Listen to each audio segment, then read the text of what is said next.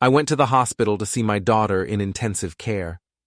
Suddenly, a nurse took my hand and pulled me into a storage room. Shh. Trust me, and watch. I stood still, my heart racing. Through a narrow window in the door, I could see into what was supposed to be Emma's ICU room. Before we continue, we ask you to hit the hype button, subscribe, and like the video to help the channel grow. Tell us which city you are from in the comments. We would like to get to know our audience better. My daughter sat upright on the hospital bed laughing. Not the weak, pained laugh of someone fighting for their life. A real laugh, the kind that comes easy when you're counting money. Thomas, my son-in-law, stood beside her with his phone out, filming. Emma held up a stack of bills, fanning them like a deck of cards. She kissed one, tossed it in the air, and Thomas caught it. They were giddy, practically dancing.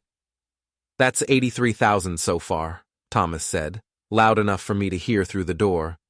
"The GoFundMe's going viral. Your followers ate it up." Emma grinned.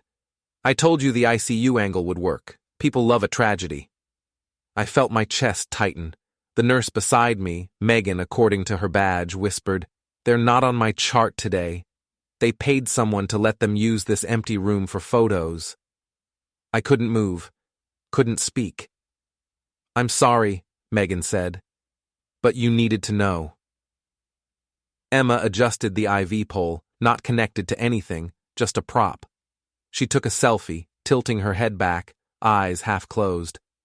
The caption would probably be something about fighting, about gratitude, about family. I turned away from the window. My hands were shaking. "How long?" I asked. 3 days, same setup each time. They come in the morning, take pictures, post them, then leave by noon. I nodded slowly.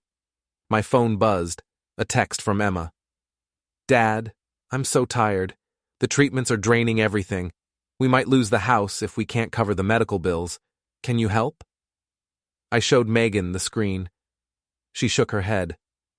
"I'm sorry, Mr. Quinn." I left without saying anything, walked through the hospital corridors like a ghost. When I reached my truck in the parking lot, I sat behind the wheel for 10 minutes, staring at nothing. Then my phone rang. Emma. "Dad, did you get my text?" Her voice was weak, breathy. The performance was flawless. "I got it," I said. "We really need help.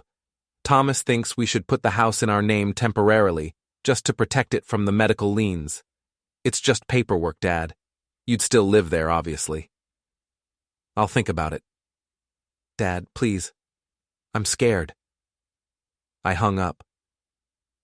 The drive home took 40 minutes. I barely remember it. When I pulled into the driveway, Margaret was already at the door. She read my face before I said a word. "They played you," she said. I told her everything. She listened without interrupting, her expression carved from stone.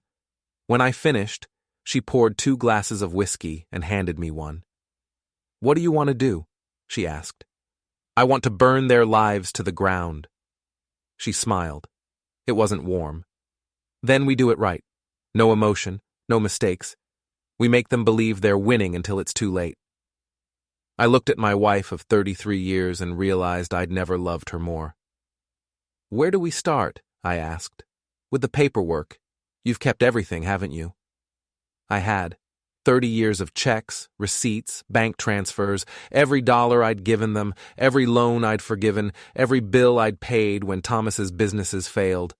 It was all in my office, filed by year. We spent that night going through it. By dawn, we had a number, $472,000. "That's what they owe you," Margaret said. "Legally, morally, financially. They'll never pay it." "No, but we'll take it anyway." The next morning, Thomas showed up with a briefcase. He wore a suit that cost more than my truck payment. His smile was slick, rehearsed. "Henry, Margaret. Good morning." He set the briefcase on our kitchen table. "I know this is hard, but we need to move fast on the house transfer. The hospital's already threatening liens." He pulled out a power of attorney document. This just gives us temporary authority to handle the property. Protects everyone. I picked up the paper, read it slowly. Margaret watched from the doorway. I need to scan this, I said, for my records. Of course, take your time. I walked to my office, made a copy, then locked the original in my safe. When I came back, I handed Thomas the copy. I'll need a few days to think about it. His smile tightened. Every day we wait. A few days, Thomas. He left frustrated. Good. That afternoon, Megan called. Mr. Quinn, I thought you should know. The hospital's charity compliance office is investigating the Reed Family Relief Fund. There are inconsistencies in the documentation. What kind of inconsistencies? Medical records that don't match the fundraiser timeline. Treatments that were never actually administered. It's all in the public compliance report if you know where to look. She sent me the link. I printed every page. 2 days later, Emma arrived unannounced. Her makeup was smeared, her hands shaking. Real tears this time, maybe. Dad, someone's been posting lies about me online. They're saying I faked everything. My sponsors are asking questions. You have to help me. I looked at her and felt nothing. Just cold, clean focus. Emma, careers survive scandals. Character doesn't. She stared at me. What does that mean? It means, I'm tired. You should go. She left crying. I didn't watch her go. That evening, a courier delivered a certified letter. Notice of intent to sell for my house. Filed with the county clerk's office 3 days ago. Not by me. Margaret read it over my shoulder. They're trying to sell it out from under you. I set the letter down and smiled. Actually smiled. Then it's war. Margaret had already called our attorney before I finished my coffee. By noon, we sat in Gerald Blackwell's office downtown, 40 years of property law stacked on the shelves behind him. They can't sell what they don't own, Gerald said, reviewing the fraudulent filing. But they can make your life hell trying. We need to lock everything down. How? I asked. Revocable trust. Put the house, your accounts, everything into a trust with you and Margaret as trustees. It becomes untouchable without both your signatures. How fast can we do it? 2 days. Do it. We signed the papers on a Wednesday morning. By Thursday afternoon, every asset I owned existed only on paper in the name of Quinn Holdings, LLC. My house, my truck, my tools, my retirement accounts. All of it legally transferred into a structure Thomas and Emma couldn't touch, couldn't claim, couldn't sell. Friday, I filed UCC-1 financing statements on every piece of equipment I'd ever loaned Thomas for his renovation business. Table saws, nail guns, scaffolding, generators, all of it legally mine, all of it now documented with the Secretary of State. If Thomas tried to sell or leverage any of it, I'd get notified. Margaret handled the digital side. She created anonymous accounts on the platforms where Emma had posted her fundraiser. Not to attack directly, just to ask questions. Why are the hospital check-in timestamps different from the ICU photos? Anyone else notice the geotags don't match? Weird how her salon posted a selfie the same day she was supposedly unconscious. Small questions. Polite, reasonable. They spread like fire. By Monday, Emma's comment sections were full of doubt. Her follower count started dropping. Sponsors sent routine compliance review emails. Thomas called me Tuesday morning, furious. What did you do? Nothing. I've been at home. Someone's sabotaging Emma's campaign. Maybe people are just paying attention. He hung up. Wednesday, I received a call from Cornerstone Bank. Mr. Quinn, we're reaching out regarding your daughter's home loan application. She listed you as a financial guarantor, but our records show some discrepancies in the ownership documentation she provided. I'm not a guarantor for anything, I said, and she doesn't have authority over my property. We'll note that. Thank you for clarifying. The loan was denied by Friday. Emma left 6 voicemails. I didn't listen to them. Thomas's construction business started unraveling next. 3 contractors filed liens for unpaid work. A supplier repossessed equipment after checks bounced. I didn't cause it. I just stopped covering for him. Then the recording surfaced. Thomas had left me a voicemail 6 months ago, drunk, boasting to someone in the background. "We'll sell the old man's house before he even realizes what happened. He's too sentimental to fight back. Easy money." I'd kept it. Now I forwarded it to Gerald. "Can we use this?" I asked. He smiled. "Oh, yes." By the end of March, the pressure was showing. Emma's Instagram posts became defensive, angry. Thomas's business phone went straight to voicemail. They were drowning, and I was holding the rope just out of reach. Then they made their next mistake. 2 men showed up at my house on a Thursday evening. Big guys, mid-30s, trying too hard to look casual. "Henry Quinn?" the taller one asked. "Who's asking?" "Friends of Thomas. He sent us to talk about some property issues." I stepped onto the porch and closed the door behind me. "We can talk out here." They followed me to the garage. I unlocked it, gestured them inside. They walked in first. I hit the button. The door rolled shut behind them. "The hell are you doing?" the shorter one said. I held up my phone, camera recording. "Having a conversation. That's what you wanted, right?" They exchanged looks. The tall one moved toward me. I stepped back, keeping the phone steady. "Don't," I said. "You're on camera. Everything you do, everything you say, my attorney gets a copy automatically if anything happens to me." The shorter one grabbed the tall one's arm. "This is stupid. Let's go." I opened the door. They left without another word. I sent the footage to Gerald and filed a police report. No charges, just documentation. Another piece of the puzzle. Margaret drafted the settlement agreement that night. 10 pages of dense legal language that looked like a standard family mediation document. Hidden in Section 7, subsection C, a confession of judgment clause. If Thomas signed it, any future business proceeds would automatically redirect to Quinn Holdings, LLC until the debt was repaid. "Will he read it?" I asked. Men like Thomas don't read contracts. They skim for dollar signs. The next blow came from an unexpected direction. Megan called again. "Mr. Quinn, the donation platform froze Emma's campaign. They're requiring third-party verification of all medical claims before releasing any more funds." "How much is frozen?" "Everything. About $90,000. Emma posted a tearful video that night.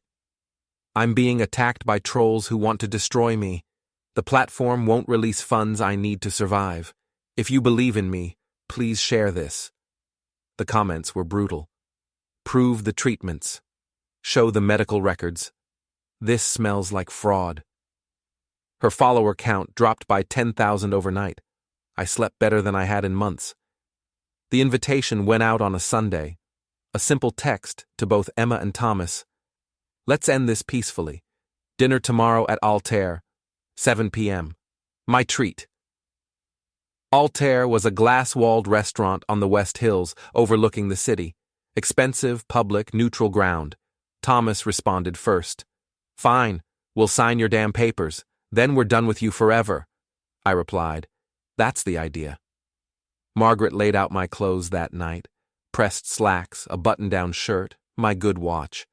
I looked at myself in the mirror and barely recognized the man staring back. 61 years old. 30 of them spent supporting people who saw me as nothing but a wallet. Not anymore. The restaurant reservation was confirmed for 7. I'd requested a corner table, floor-to-ceiling windows, the kind where you could see the entire city, but everyone in the restaurant could see you. Transparency was the point. Margaret and I arrived early. She wore a navy dress, simple and elegant. Nothing flashy. We weren't celebrating yet. The host led us to the table. Portland sprawled below us, lights beginning to flicker on as dusk settled. Rain misted the glass, softening the view into something almost beautiful. "Nervous?" Margaret asked. "No." Liar. I smiled. Maybe a little. She reached across the table, squeezed my hand once, then let go. We didn't need more than that. Emma and Thomas arrived at 7:03, late enough to feel like a power move, early enough to seem reasonable. Emma wore a cream-colored dress that probably cost $1,000. Thomas had on a tailored suit, no tie, the kind of calculated casual that screamed money. They slid into their seats. Emma's smile was tight. Thomas didn't bother with one. "Let's make this quick," Thomas said. "We have another commitment at 8. "Of course." I gestured to 3 manila envelopes on the table. "Yours, mine, ours." Thomas reached for the first one. I slid it away. "Not yet. Let's order first. My treat, remember?" Emma's jaw tightened, but she opened the menu. We ordered in silence. Salmon for Margaret, steak for me, the chef's tasting menu for Emma and Thomas, expensive wine that Thomas picked without looking at the price. When the waiter left, I raised my glass. To family clarity. They didn't toast back. The door opened behind them. 2 people walked in. A notary public in a gray suit carrying a leather folder, and a man in business casual with a courthouse ID badge clipped to his belt. Emma turned. "Who are they?" "Witnesses," I said. "Just for transparency. Everything above board." The notary and court officer took seats at the next table, close enough to observe, far enough to seem uninvolved. The officer ordered coffee. The notary set his folder on the table, opened it, and pulled out a stack of papers. Emma's smile vanished. "What is this?" "Dinner and paperwork," I said. "Like we agreed." Thomas leaned forward. "You said we'd settle this." "We will." The first course arrived, oysters for the table. No one touched them.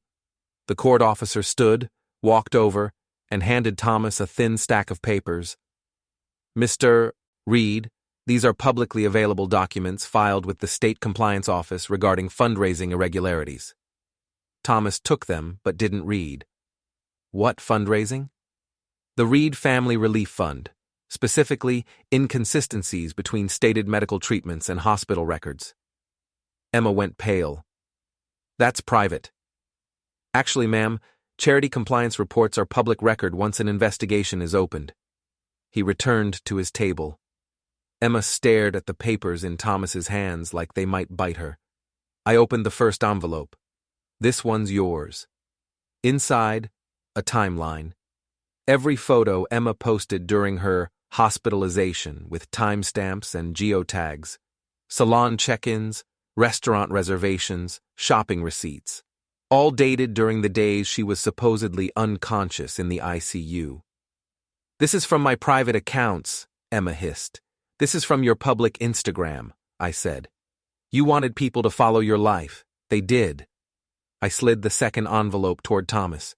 "This one's mine."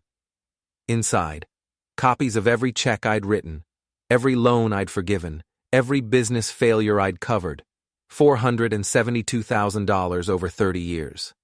At the bottom, a simple note. "You wanted my legacy. Here it is." Thomas scanned the pages and set them down. "Ancient history. No, debt. You gave us that money. I loaned it. The promissory notes are attached." His face flushed. "You never asked us to sign." "You did. Every major loan. You just never thought I'd enforce them." Margaret pulled out a highlighted contract from her purse. Thomas's signature in blue ink at the bottom. The main courses arrived. No one ate. Thomas's phone buzzed. He glanced at it and his expression darkened. "What the hell?" "Problem?" I asked. He showed Emma the screen. A message from Cornerstone Bank. "Credit line terminated effective immediately due to identified fraud risk." Emma's hands started shaking. "How?" "I didn't do anything," I said.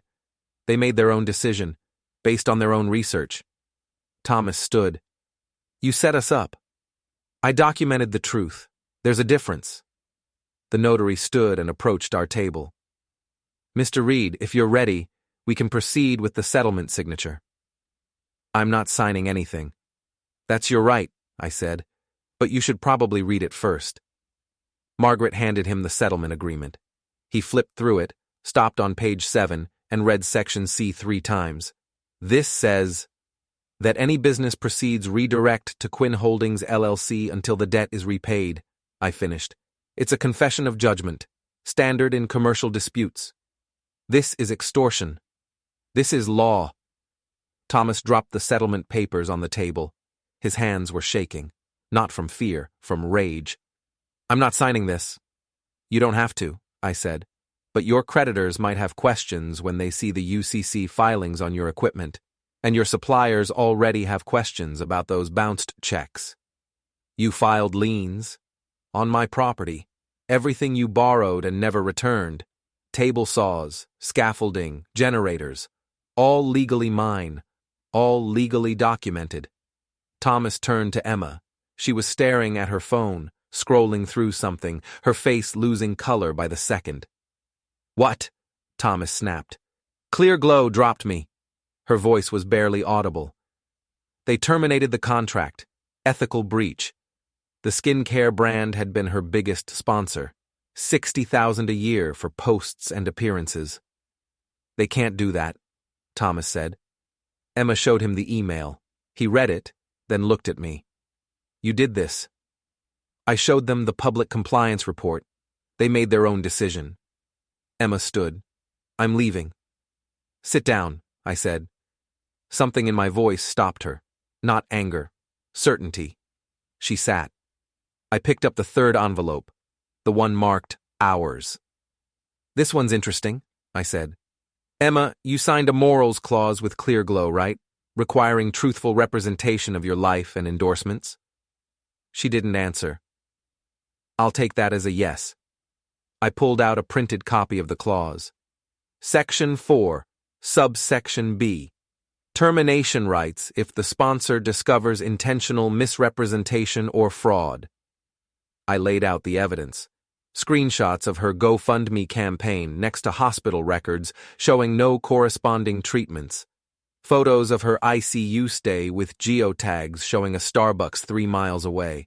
Timestamps proving she was posting selfies during hours she claimed to be unconscious. This is harassment, Emma said. This is documentation. The court officer approached again. Ms. Reed, I have a civil summons for you regarding fraudulent charity solicitation. You're required to appear for deposition within 30 days. He handed her the papers and walked away. Emma's hands trembled as she held them. Dad! Don't! Thomas slammed his fist on the table. The wine glasses jumped. A waiter glanced over, concerned. You self-righteous fool, Thomas said. You think you're better than us? No, I said. I think I'm done. Margaret opened her purse and pulled out another document. This is an assignment of proceeds agreement. Every sponsorship, every business deal, every dollar either of you earn goes to Quinn Holdings LLC until the debt is repaid in full. Thomas laughed, a bitter, hollow sound. That's illegal. It's not. Confession of judgment is enforceable in Oregon if the debtor signs voluntarily, and you are going to sign. The hell I am. The notary cleared his throat. Mr. Reed, if I may. Your business account was frozen this morning by court order. Your vehicle registration lists Mr. Quinn as the lien holder. You currently have $17,000 in outstanding liens filed against you by subcontractors. If you don't resolve this debt, you'll be in bankruptcy proceedings within 60 days. Thomas stared at him. Who the hell are you? Court-appointed mediator. Here to witness voluntary settlement. Voluntary? Thomas's voice cracked. There's nothing voluntary about this. Then don't sign, I said. File bankruptcy. Lose everything. Start over. Your choice. Emma was crying now. Real tears. Not the performed kind. These were messy, desperate. Dad, please, we made a mistake. We'll pay you back. You can't. You spent it. We'll figure it out. You'll sign. Thomas grabbed the settlement agreement. You want me to sign my life away? I want you to acknowledge what you owe. He stared at the paper, at me, at Emma, then at the notary, the court officer, the other diners starting to watch our table. His shoulders sagged. He signed. The notary witnessed it, stamped it, dated it, handed me the original. The addendum too, Margaret said, sliding another paper across the table. What addendum? Access for audit. We have the right to verify your income sources to ensure proper payment. That's insane. That's the agreement. He signed that too. Emma hadn't moved. She sat frozen, staring at nothing. I stood. Margaret gathered the papers. Where are you going? Thomas asked. Home. We're done here. Done? You just destroyed us. No, you destroyed yourselves. I just stopped paying for it. I left $300 bills on the table for the meal, enough to cover everything with a generous tip. As we walked out, I heard Thomas say something to Emma, but I didn't care enough to listen. In the parking lot, rain fell harder. Margaret handed me the car keys. How do you feel? She asked. Lighter.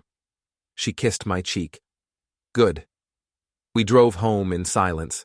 Not the heavy, angry silence from before. Something calmer. Done. 3 days passed without contact. No calls, no texts, no late-night voicemails begging for mercy. The silence felt like vindication. Then the letter arrived. Law Office of Patterson and Klein. Emma and Thomas had hired an attorney.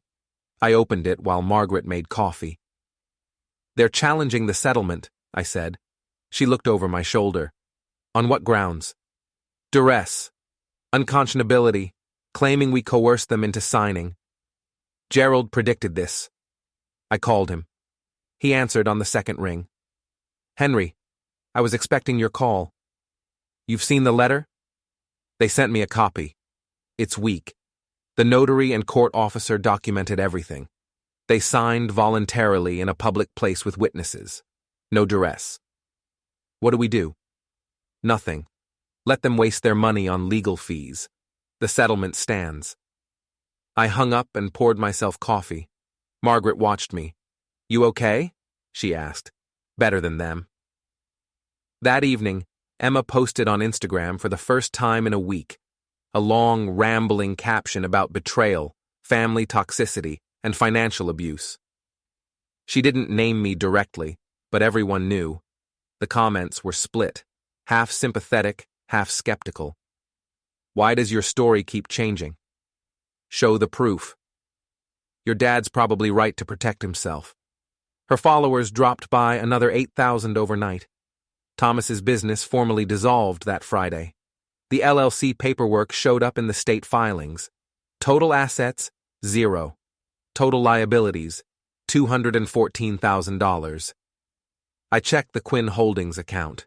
The first automatic transfer had arrived. $1,200 from a small side job Thomas had done before everything collapsed. It wasn't much, but it was a start. Margaret's sister called that weekend. She'd seen Emma's post. Are you sure about this? She asked. She's still your daughter. She stopped being my daughter when she tried to rob me, I said. That's harsh. It's honest. She didn't call back. On Monday, Megan reached out again. Mr. Quinn, I thought you'd want to know. The hospital compliance investigation found evidence of fraud. They're referring it to the district attorney. Will Emma be charged? Probably not criminally, but civil penalties maybe, and the fundraising platforms pursuing restitution. How much? All of it, $93,000. I thanked her and hung up. Margaret was reading in the living room. DA's involved, I said. She didn't look up from her book. Good. That week, Thomas tried to refinance his truck. Denied. Applied for a credit card. Denied. Attempted to lease new equipment for a contracting job. Denied. Every financial door in his life slammed shut one by one. Emma called on Wednesday. I let it go to voicemail. Dad, please. I know you're angry, but we're losing everything. Thomas can't work. I can't get sponsorships. We're going to lose the apartment. Just call me, please. I deleted it. Margaret watched me from the doorway. No guilt? None. She smiled. Good. The next weekend, we drove to the coast, stayed at a small inn overlooking the ocean, ate fresh seafood, Walked on the beach. For the first time in years, I felt like myself. On the drive back, Margaret asked, "What if they apologize?" They won't. But if they do? I thought about it. The manipulation, the lies, the fake illness, the theft. Then I'll listen, but I won't forgive. She nodded. Fair. We pulled into the driveway just after sunset. The house felt bigger somehow, lighter. A package waited on the porch. No return address. Inside, a printed copy of Emma's deleted Instagram posts. The ones where she'd joked about old people being easy to manipulate. Screenshots I'd never seen before. No note, just the pages. I showed Margaret. "Who sent this?" she asked. "Someone who knows. Someone on your side? Or someone on hers who got tired of lying?" I filed the pages with the rest of the evidence, just in case. That night, I slept without waking once. No dreams, no guilt, just rest. The subpoenas arrived in early May. Emma and Thomas were both being deposed regarding the charity fraud investigation. The date, June 7th. Gerald called to walk me through it. They're going to ask about every transaction, every conversation, every promise. If they lie under oath, it's perjury. Will they lie? Probably, but that's their problem. I marked the date on the calendar. Margaret circled it in red. Emma tried to visit twice. Both times I didn't answer the door. She left notes. "Dad, please. We need to talk." "I'm sorry." I threw them away. Thomas tried a different approach. He called from a blocked number, pretending to be a contractor asking about a reference. I recognized his voice immediately. "This is Henry Quinn." Pause. "Henry, it's Thomas. Don't hang up." I hung up. He didn't call again. The foreclosure notice on their apartment arrived in mid-May. I only knew because Emma posted about it. Another long, self-pitying caption about systemic injustice and cruel landlords. The comments were merciless. "Maybe spend less on designer clothes. Didn't you just scam $90K from people? Play stupid games, win stupid prizes." She deleted the post within an hour, then deleted her entire Instagram account. Thomas tried to sell the equipment I'd filed liens on. A truck full of tools showed up at a pawn shop. The owner ran the serial numbers, saw my UCC filings, and called the police. Thomas was arrested for attempted fraud, bailed out 6 hours later. Gerald sent me the police report. He's spiraling. Good. You really feel nothing? I feel justice. He didn't argue. The week before the deposition, Emma sent an email.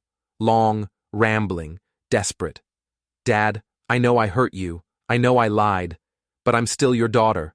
You raised me to be better than this. Doesn't that count for something?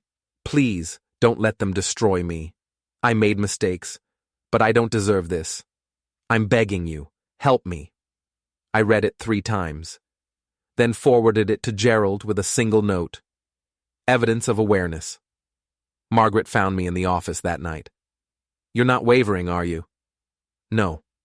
"You sound uncertain." "I'm not uncertain. I'm just tired." She sat beside me. "Henry, you did the right thing. You know that." "I know. But she's still my daughter. And you're still the man she tried to rob." I nodded. She was right. The deposition was scheduled for 9 in the morning. I didn't plan to attend, but Gerald called the night before. "You should be there, in the building at least. They're going to see you. It'll remind them what this is really about." So I went. The courthouse was cold, sterile. Margaret and I sat on a bench outside the conference room where the deposition was happening. Emma arrived first, flanked by her attorney. She looked thinner, older. When she saw me, she stopped. "Dad." I didn't respond. Her attorney touched her elbow, guided her inside. Thomas arrived 10 minutes later. No attorney. He'd fired his after the retainer ran out. He glared at me as he walked past. I met his eyes and didn't look away. The deposition lasted 4 hours. I didn't hear any of it. But when they came out, Emma was crying, and Thomas looked like he'd been hit by a truck. Gerald emerged last. He nodded at me. It went well. We left without speaking to them. On the drive home, I asked, "What happens now?" They either settle with the state or face charges. Either way, they're paying restitution. How much? All of it, plus penalties, probably north of 150,000. They don't have that. No, they don't. Margaret squeezed my hand. You did this. We did this.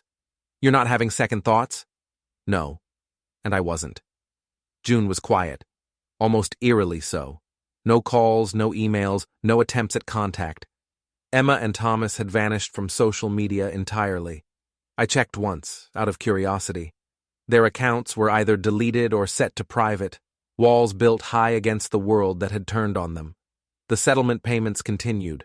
Small amounts, irregular. $30 here, $200 there. Sometimes nothing for weeks. Then a sudden deposit of $500 from some small job Thomas had managed to land despite his radioactive reputation. Pocket change in the grand scheme of what they owed. But it was something. Proof that the system worked, that consequences were real and enforceable. Gerald called mid-month. I was replacing a broken fence post in the backyard when the phone rang. I wiped the sweat from my forehead and answered. The DA's office reached a settlement, he said without preamble. Emma and Thomas pled no contest to charity fraud. Fines, restitution, probation, no jail time. I set down the post hole digger. How much restitution? $93,000 to the donors through the platform's recovery fund, plus $40,000 in fines and fees to the state. When do they pay? Monthly installments for the next 10 years. If they miss a payment, the criminal case reopens and they face potential jail time. I did the math quickly. That's about $1,100 a month. More or less, plus whatever they owe you through the settlement. They can't afford that. No, they can't. Which means they'll struggle for the next decade, which means they'll never forget what they did. Good, I said. He paused. You sound satisfied. I am. No regrets? None. Henry, most people in your position would feel something. Guilt, doubt, something. I feel relief, I said. I feel like I did the right thing. For the first time in 30 years, I put myself first. Then I'm happy for you. He hung up. I finished replacing the fence post, packing the dirt tight around it, making sure it would hold. Margaret appeared with 2 glasses of iced tea. I heard the phone. Good news or bad? They took a plea. No jail, but they're paying restitution for a decade. She handed me a glass. So it's over. Almost. She looked at me carefully. What's left? They haven't acknowledged it. The debt, the damage, the lies, the betrayal, all of it. They won't. I know. But I wanted them to, needed them to. Some small part of me still hoped for recognition, for understanding, for Emma to look at me and actually see what she'd done. A week later, a letter arrived, not certified mail this time, just a regular envelope with Emma's handwriting on the front. My name and address in her looping, careful script that I'd recognize anywhere. Inside, 2 pages. Handwritten. No date. Dad, I don't expect you to forgive me. I don't think I'd forgive me if I were you. But I need you to know I'm sorry. For the lies, the manipulation, the fundraiser, all of it. I was desperate and selfish, and I hurt the one person who never gave up on me. I don't know how to fix this. I don't think I can, but I'm trying to be better. I got a job, retail, nothing glamorous. I fold clothes and help customers and mop floors at closing. But it's honest. It's real. Thomas and I are separating. The papers are filed. I can't do this anymore. I can't be married to someone who brings out the worst in me. I can't live in his shadow. I need to figure out who I am without him. I don't know what happens next. I'm living with a roommate in a studio apartment. I take the bus to work. I eat ramen most nights. It's nothing like the life I had, the life I showed online. But it's real, and that matters now in a way it never did before. I wanted you to know I'm sorry. I love you. Even if you don't believe that anymore. Even if you can't forgive me. I love you. Emma. I read it twice, then set it on the kitchen table. Margaret picked it up, read it, and set it back down. What are you going to do? Nothing. You're not going to respond? What would I say? That you got the letter, that you appreciate it, that you're glad she's making changes. I don't appreciate it, and I don't care if she's making changes. It's too late. She watched me for a long moment, her expression unreadable. You're not that cold.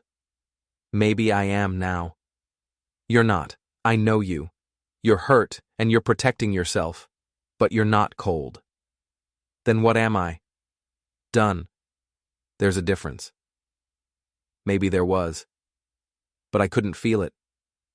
I folded the letter and put it in the filing cabinet in my office, next to all the other documentation. Evidence, proof. One more piece of paper in a case that was already closed. That night, Thomas sent a text, the first direct message in 2 months. I'd unblocked his number at some point, though I couldn't remember when. You won. Happy now? You destroyed us. Hope it was worth it. I showed Margaret. She shook her head. He still doesn't get it. I blocked the number again. No point in leaving doors open for people who only use them to throw poison. The next morning I was working in the garage when someone knocked on the side door. Not the front door where visitors usually knocked. The side door that opened directly into the garage workspace. I set down the chisel I was sharpening and opened the door. Emma stood there, alone. No makeup, hair pulled back in a simple ponytail, wearing jeans and the burgundy polo shirt from the grocery store chain she'd mentioned in her letter. A name tag pinned to her chest. Emma, here to help. I'm on my lunch break, she said. I just wanted to see you. I didn't move, didn't step aside. You saw me. Can we talk? We have nothing to talk about. Dad. Emma, you lied to me for 6 months. You faked a terminal illness. You stole from thousands of people. You tried to steal my house, and now you want to talk? Her eyes filled with tears. Real ones, I thought. But I'd been wrong about that before. I know what I did. Then you know why I'm done. I'm your daughter. You stopped being my daughter when you started seeing me as a mark. She flinched like I'd hit her. I didn't. You did. And you got caught. That's the only reason you're here. Because there are consequences now. Because the life you built on lies collapsed, and you need something to hold on to. That's not true. Then why didn't you apologize before the deposition, before the settlement, before any of it mattered legally? She opened her mouth, closed it, opened it again. I was scared. Of what? Of you, of what you'd say, of what you'd do. So you waited until you had no other choice. She didn't answer, just stood there, tears running down her face, her hands twisting the hem of her polo shirt. I stepped back. Your lunch break's almost over. You should go. She didn't move for a long moment, just looked at me with an expression I couldn't quite read. Pain, maybe. Regret. Understanding that she'd lost something she couldn't get back. Then she turned and walked away. I watched her get into her beat-up Honda and drive off. Margaret appeared behind me. I hadn't heard her approach. You okay? Yeah. That was hard. It was necessary. Can something be both? I closed the garage door. I think so. She didn't argue. Just put her hand on my shoulder for a moment, then went back inside. That evening, Gerald called again. Thomas filed for bankruptcy. What does that mean for us? The settlement payments stop unless the bankruptcy trustee determines he has non-exempt income, which he doesn't. He's making minimum wage at a warehouse. That's all protected. So we're done. With him, yes. Emma's still liable for her portion, but realistically, you'll get pennies on the dollar. I don't care about the money. I know, but I wanted you to understand where things stand legally. Thanks, Gerald. Henry, for what it's worth, you did the right thing. I've been practicing law for 30 years. I've seen a lot of family disputes. Most people cave. They forgive. They give second and third and fourth chances. You held the line. That takes strength. Or stubbornness. He laughed. Sometimes they're the same thing. After I hung up, I went out to the back deck. The sun was setting, painting the sky in shades of orange and pink. Margaret joined me a few minutes later with 2 glasses of whiskey. We sat in silence, drinking slowly, watching the colors fade. No regrets? She asked. None. Liar. I smiled despite myself. Maybe one. Which? That it came to this. She nodded. But it did. It did. And you'd do it again? I thought about it, really considered the question. Yeah, I would. Then you have your answer. We drank until the stars came out. Then we went inside and locked the door behind us. The house felt quiet, peaceful, like a war had ended and we were the ones still standing. Somewhere in the city, my daughter was folding clothes and ringing up customers and taking the bus home to a studio apartment. Somewhere else, my son-in-law was loading boxes in a warehouse and living in a motel. And I was here, at home, with my dignity intact. They had wanted my blessing. They had gotten my justice. And I was learning to live with that. August came with heat that made the city shimmer and warp like a mirage. The kind of heat that turns Portland from green paradise to scorched brown in a matter of weeks. I spent most days in the garage, working on small projects, building a bookshelf for Margaret's growing collection of mystery novels, fixing the wobbly leg on the kitchen table that had annoyed us for years, refinishing an old dresser we'd bought at an estate sale, things that didn't matter in the grand scheme but filled the time, kept my hands busy, kept my mind focused on something other than the slow-motion collapse happening across town. Emma tried twice more to visit during those sweltering weeks. The first time was on a Saturday morning in mid-August. I was sanding the dresser in the driveway, wearing a dust mask and safety glasses, when her car pulled up. I saw her through the haze of sawdust. She got out slowly, hesitantly, like approaching a wild animal. Wore her grocery store uniform, even though it was her day off. Maybe it was all she had now. I kept sanding. The rhythmic back-and-forth motion, the rasp of sandpaper against old wood. Meditative. Calming. She stood at the end of the driveway for a full minute before calling out. Dad? I didn't stop. Didn't acknowledge her. Dad, I know you can hear me. The sandpaper caught on a rough spot. I focused on smoothing it out. I just want to talk. 5 minutes, please. I finished the section I was working on, set down the sandpaper, and looked at her. She looked worse than before. Thinner still, if that was possible. Dark circles under her eyes. Hair that needed washing. The uniform hung on her like a tent. You should go, I said. Dad, Emma, we have nothing to say to each other. I'm trying to make things right. Then keep trying. Somewhere else. I put the dust mask back on and returned to sanding. After another minute, I heard her car door close, heard the engine start, heard her drive away. Margaret came out with water. That was cold. That was consistent. She handed me the glass. You're getting good at this. At what? Standing your ground. I drank the water. It was cold, refreshing. I've had a lot of practice lately. The second visit was on a Wednesday evening in late August. Margaret and I were sitting on the back deck, drinking wine and watching the sunset, when the doorbell rang. We looked at each other. Emma? Margaret asked. Probably. Want me to answer? No, let her ring. She rang 4 times, long, insistent rings that echoed through the house. Then she knocked. Then she called through the door. Dad, please. I need to talk to you. It's important. Margaret raised an eyebrow. Important? Everything's important to her. We sat there, listening to Emma call and knock and plead. After 5 minutes, she gave up. We heard her footsteps on the porch, her car door, the engine. Silence. "You really feel nothing?" Margaret asked.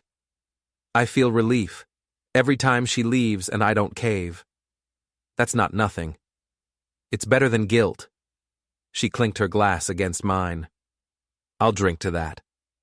Thomas, meanwhile, tried a different approach throughout August. He sent emails, long, rambling messages that arrived at odd hours, 2 in the morning, 4:30, once at dawn. They all said the same thing in different words. How I'd destroyed him. How I'd ruined his life. How he'd never forgive me. How karma would catch up with me eventually. I forwarded each one to Gerald without reading past the first few lines. "You want to pursue harassment charges?" Gerald asked after the third or fourth one. "No, let him scream into the void. It's not hurting anyone. Except maybe him. That's his problem." The emails kept coming. I set up a filter to automatically forward them to Gerald and archive them. Out of sight, out of mind. Thomas's bankruptcy was finalized in early September. All assets liquidated. All eligible debts discharged. Clean slate, as the law termed it, except for the Quinn Holdings settlement. That debt was categorized as restitution, which meant it couldn't be discharged. It would follow him for the rest of his life. A financial albatross around his neck. Gerald sent the final paperwork with a note scrawled in the margin. "You won, completely and utterly." I filed it away in the cabinet with everything else. The cabinet was getting full. Years of documentation, evidence, proof. A paper trail of betrayal and consequence. October brought rain. The city turned gray and cold, the heat of summer forgotten. Margaret started planning a trip to Arizona for the winter. Somewhere warm, somewhere different. Somewhere that wasn't haunted by the ghosts of this last year. "We could leave in January," she said one evening while browsing rental properties on her laptop. "Rent a house for a month in Sedona, red rocks, clear skies, art galleries, and hiking trails." "I'd like that," I said, and I meant it. The idea of leaving, even temporarily, felt like a gift. We could just disappear, not tell anyone where we're going. Emma doesn't call anymore anyway. True. We booked a place the next day, a small adobe house on the outskirts of Sedona, with a view of the rocks. 4 weeks in January, long enough to reset, long enough to remember what life felt like before all this. Emma called on a Tuesday afternoon in late October. I was raking leaves in the front yard when my phone buzzed in my pocket. I almost didn't check it, but something made me look. Her name on the screen. I let it ring through to voicemail. Finished raking the leaves into neat piles, bagged them methodically. Only then did I listen to the message. Her voice was different, quieter, more resigned. "Dad, I'm moving. Colorado, Denver. I got a job offer. Better pay, better opportunities. A chance to start over somewhere that doesn't know what I did. I wanted to tell you. I know you won't call back. You haven't for months. But I wanted to say it anyway. I hope you're okay. I really do. I hope you can be happy. Even if that happiness doesn't include me. Goodbye, Dad." Her voice cracked on the last word. I deleted the message. Margaret found me standing in the front yard, staring at my phone. "Everything okay?" "Emma's moving to Colorado." "Good. Fresh start for her. More distance for you." "Yeah. You sound uncertain." "I'm not, just... It's strange that she's leaving, that this is really over." "It was over months ago, Henry. This is just the epilogue." She was right. I knew she was right. But something about the finality of it settled in my chest like a stone. Thomas sent one last message in November, an email that arrived on a Sunday morning while Margaret and I were having coffee and reading the paper. The subject line, "I hope you're proud of yourself." I opened it despite knowing better. "You got what you wanted. My business is gone. My marriage is over. I'm living in a motel and working graveyard shifts at a warehouse loading trucks. I barely make enough to cover rent and food. I've lost everything. And you're sitting in your house with your perfect life, feeling righteous and justified. I hope you sleep well at night, knowing you did this to your own family. I hope every time you look in the mirror you see the monster you've become. I hope one day someone does to you what you did to me, and you finally understand what it feels like to lose everything. But you won't. Because people like you never pay. You just take and take and take, and call it justice. I forwarded it to Gerald without responding. He called within an hour. You want to pursue harassment charges now? This is escalating. No, he's leaving for Colorado with Emma, probably. Let him go. Let both of them go. You're sure? I'm done, Gerald. Really done. If he wants to scream at me from 1,000 miles away, fine. I don't care anymore. Then I'll file this with the rest, just in case. After I hung up, Margaret asked, "What did he say?" I summarized the email. She shook her head. He still thinks he's the victim. He always will. And Emma? She's trying to understand. Maybe she'll get there eventually. Maybe she won't. Do you care? I thought about it, really examined the question. No, I don't. Good, Margaret said. That's growth. Thanksgiving came and went. We celebrated alone. Turkey breast, mashed potatoes, green beans. Simple food, simply prepared. We watched the Macy's parade on TV and took a long walk in the afternoon rain. No calls from Emma, no messages from Thomas, just silence. Christmas was the same. No tree, no gifts, just quiet domesticity. We watched old movies. I made Margaret's favorite meal, pot roast with roasted vegetables. We drank wine and went to bed early. Emma sent a card. It arrived 2 days before Christmas. A generic Hallmark design with a winter scene. Inside, a handwritten note in her careful script. Dad, I don't know if you'll read this. I don't know if you'll even open it. But I wanted to send it anyway. I'm in Denver now. I have an apartment, a new job doing administrative work for a tech company. It's boring, but it pays well, and no one here knows who I am or what I did. I think about you every day. I think about what I lost. Not the money or the house or the life I built online. Those things were fake anyway. I think about losing you.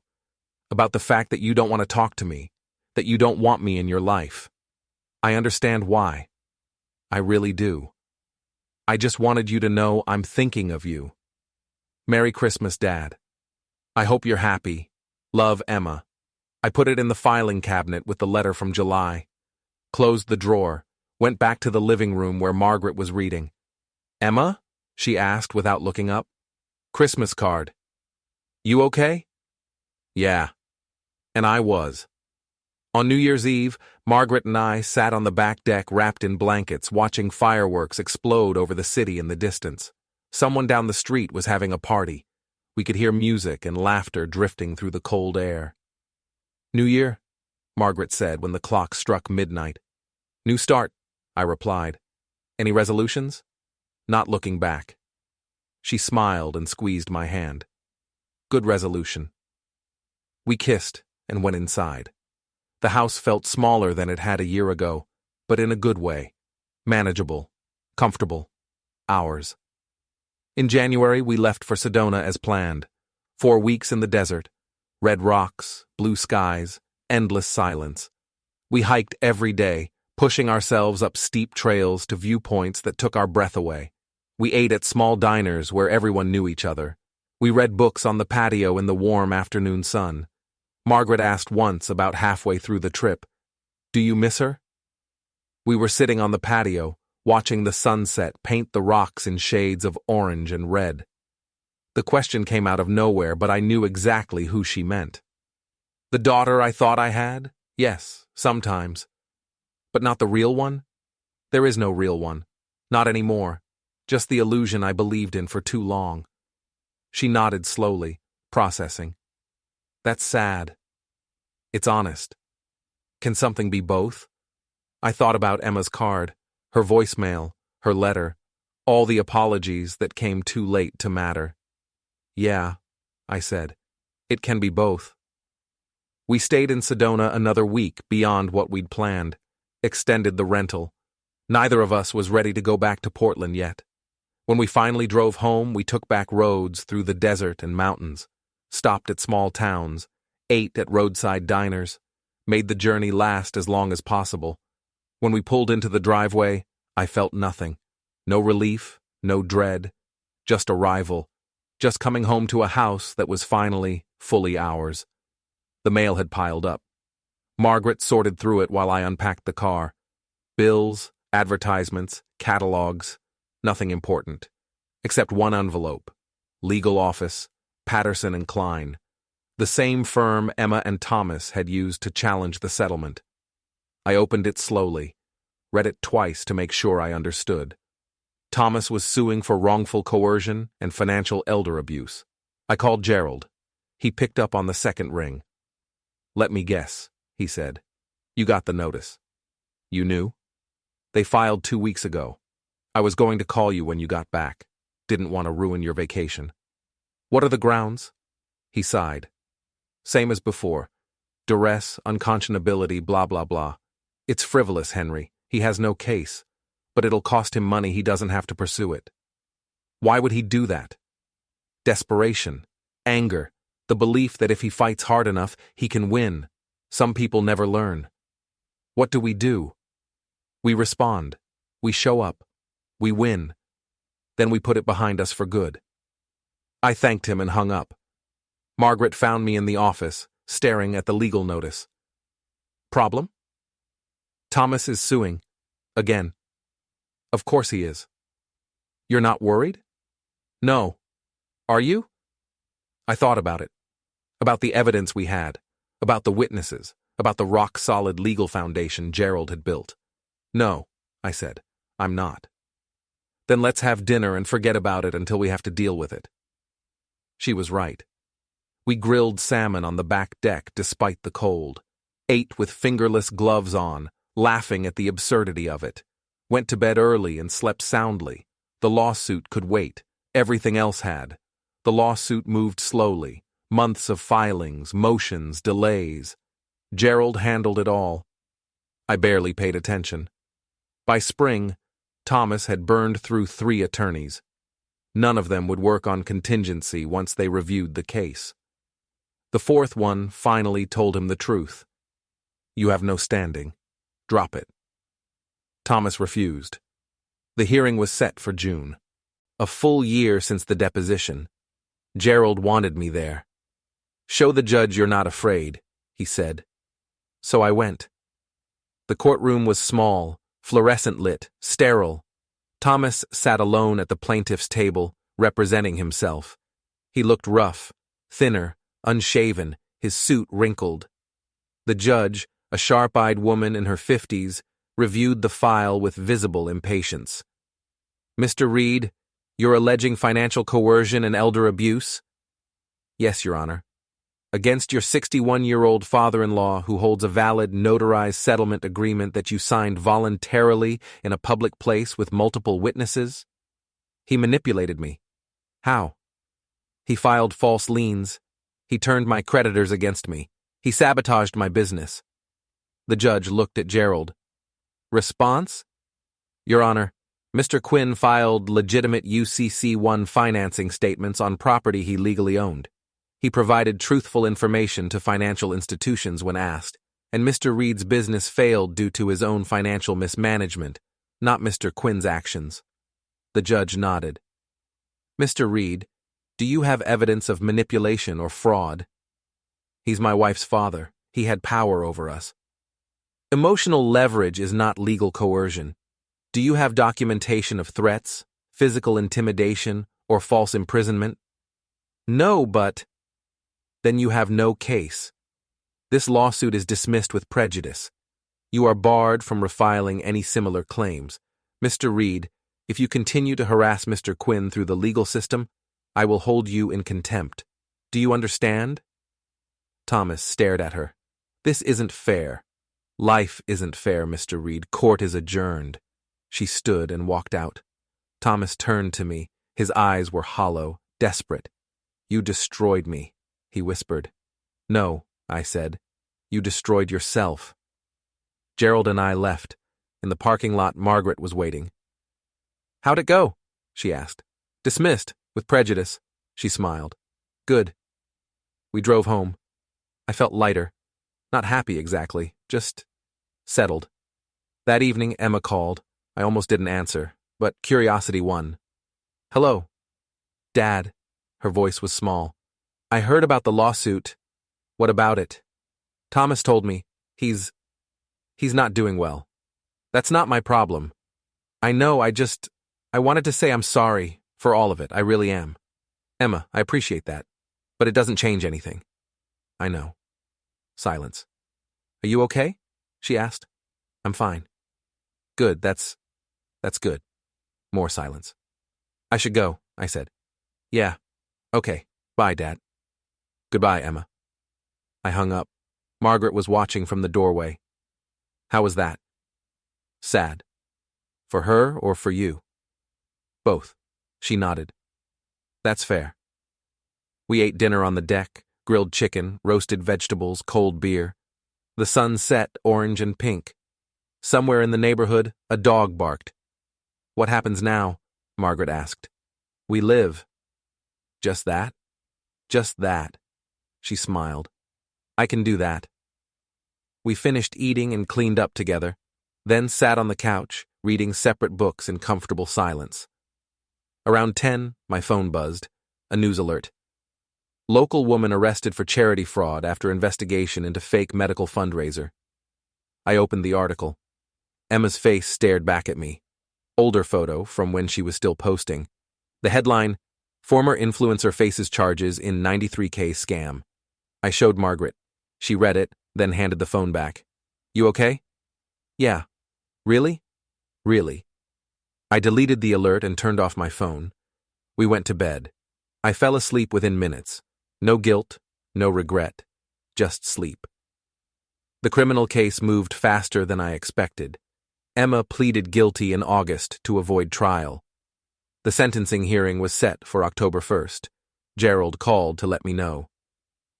You have the right to submit a victim impact statement. What would I say? Whatever you want, or nothing at all. I thought about it for a week. Then I wrote it. 2 pages, clear, factual, unemotional. I described the lies, the fake illness, the fundraiser, the attempted theft of my house, the damage to my relationship with my daughter, the violation of trust. I ended with one sentence. I am not asking for leniency or mercy. I am asking for accountability. I sent it to Gerald.